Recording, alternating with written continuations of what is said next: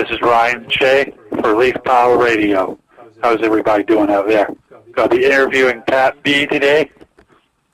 A buddy of mine I like to shoot paint with. He's another splatter fiend.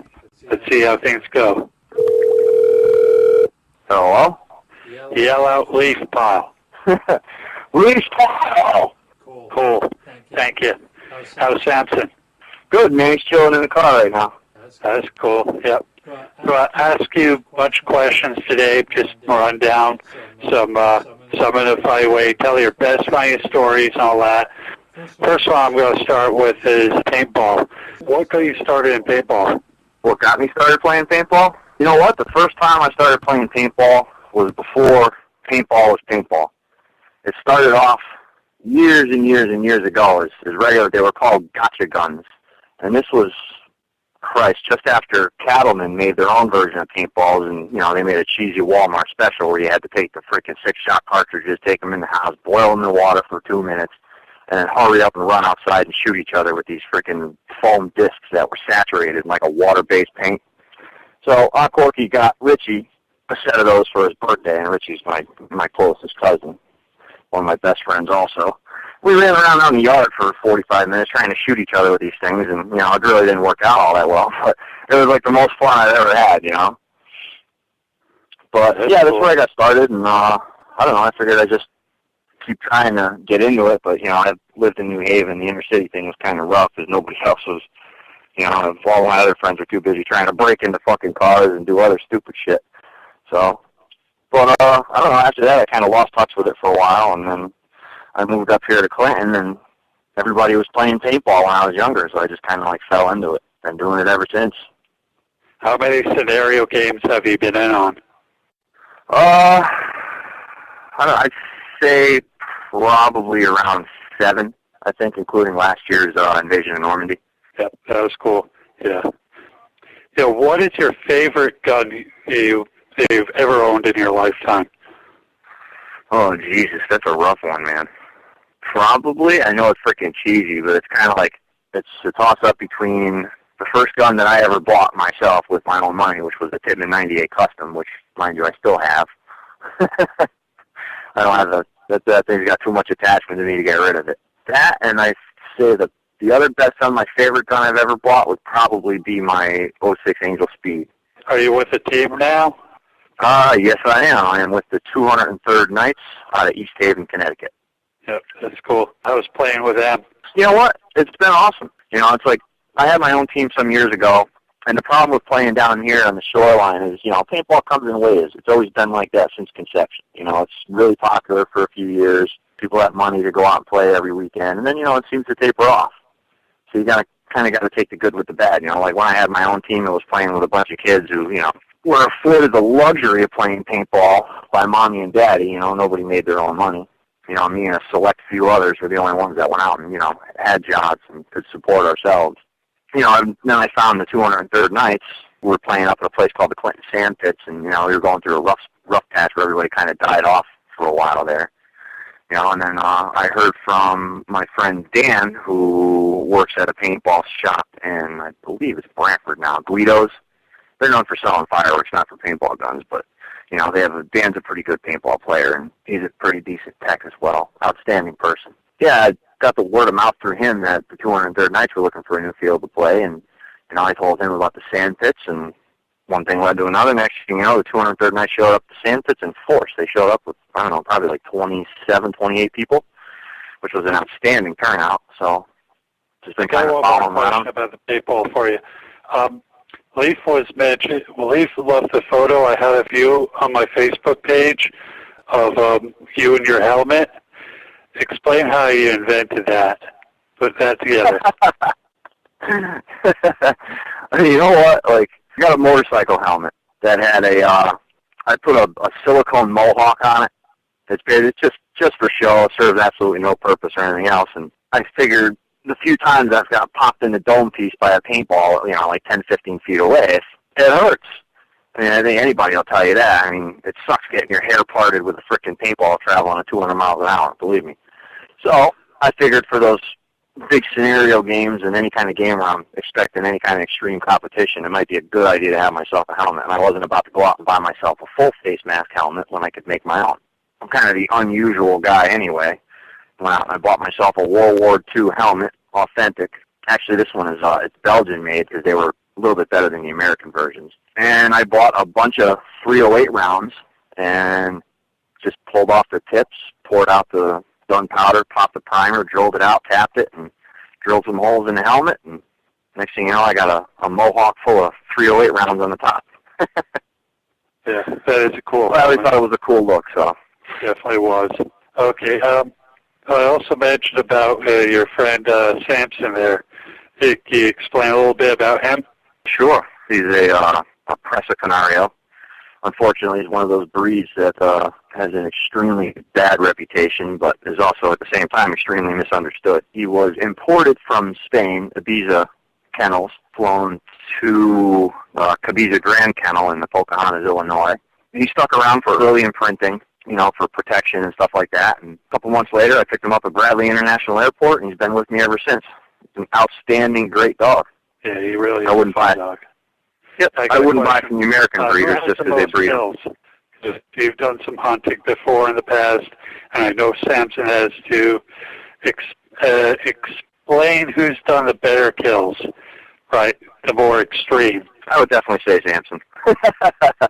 I mean, it's easy to go out in the woods and sit there for a couple of hours and, set up a bait box or something like that and pop a deer at 300 yards or something. But it's another thing running through the woods and chasing down coyotes and whatnot. But Samson's got two official coyote kills confirmed under his belt. Yeah, I'm not about to run out in the woods and start chasing shit, I don't have the legs or lungs for it anymore. But that would be Samson. Yeah. Can you explain about the shark incident? You know what? We were down there at the West Wharf. Actually, I think that's East Wharf down there by the Dolly Madison. And we weren't catching shit all night long, and all of a sudden the tide started to move. The incoming tide. My friend John was fishing with me, and he caught a sand shark, and then I caught a sand shark, and Samson was there, and just like trying to keep him away from whatever, because Samson's he's a visual hunter dog. He hunts off a sight. And we got this one shark up there, and it just started bouncing around all over the place, and I couldn't get my hands in his mouth to pull the hook. So Samson was just staring at it, and he just got, eventually got frustrated.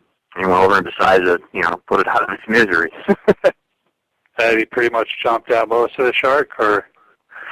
You know what? He probably ate about a good 3 pounds of it. I mean, I was surprised he was even able to put his paw down on the head and just, got into the gill and just started peeling layers back and stuff. I don't even know how he managed to wolf it down. That dog's got a cast iron stomach. He eats everything and never seems to get sick. Here's another question. Cars, past and present, what's your most favorite one or most expressive of you? You know what? Probably my one true love is anything Nova. I've had a bunch of Novas growing up, and I just kind of seem to stick with it. But my favorite one right now is the one sitting in my yard. It's my 62 Chevy 2 Nova.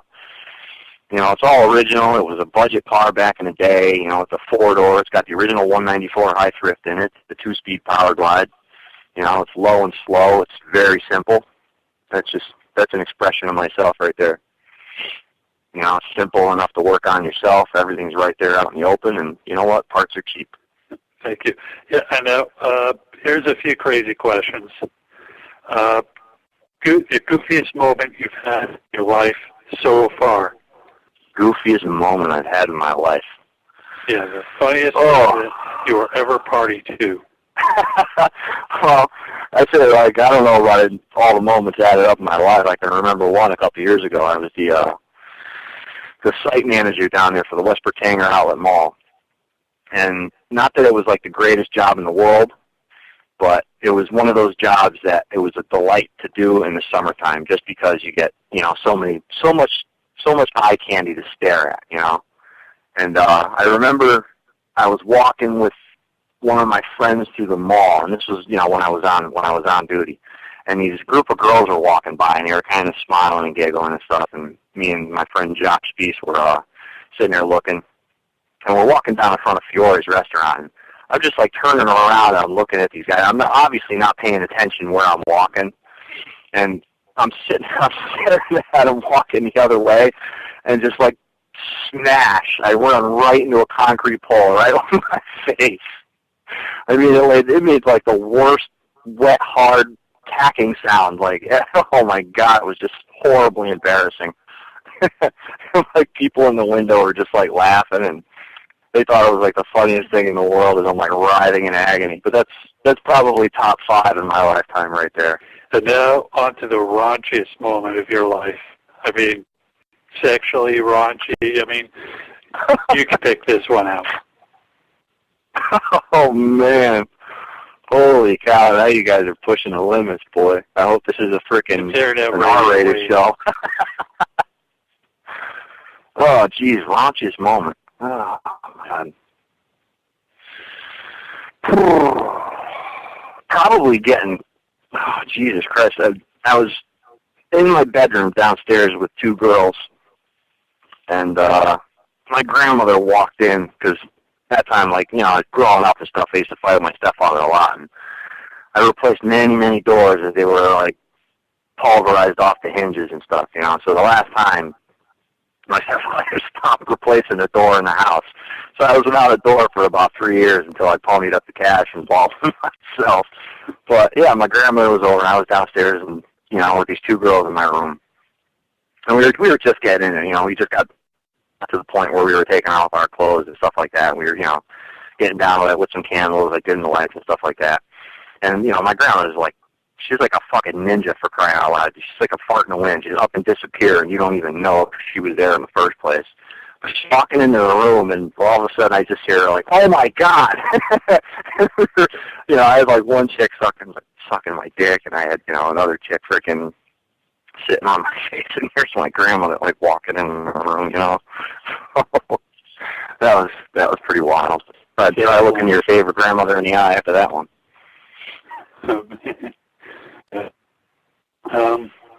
Is there anything you'd like to add, or?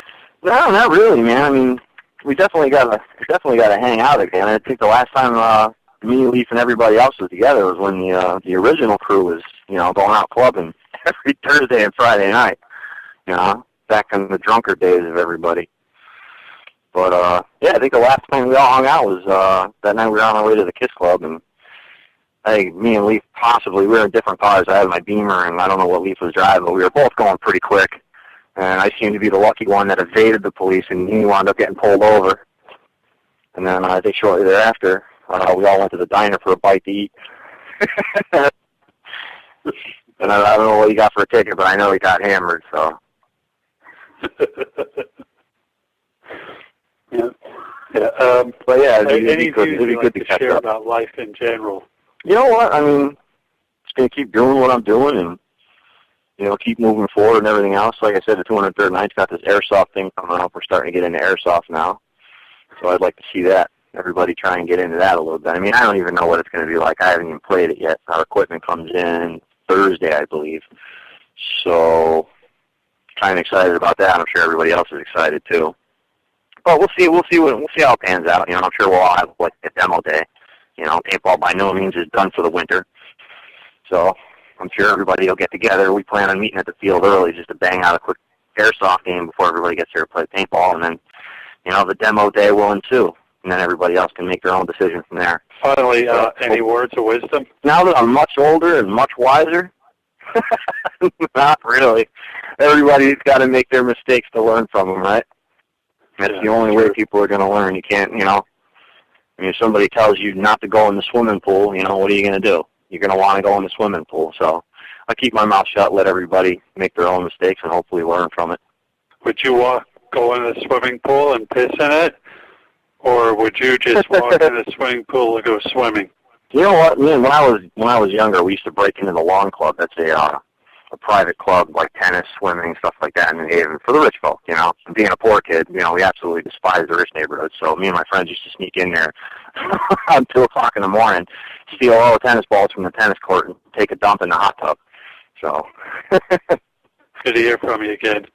Right. Hopefully I'll be hanging out with you soon, and I might even drive down later on today with Leaf and take photos and a little bit of video. Is that okay? Yeah, that's cool, man. That'd be great because my buddy Mikey Dunn is supposed to show up today with a 6-pack of beer. I'm sure we all have a sit around the campfire session and chew the fat, so to speak. Leave Paul! Thank you.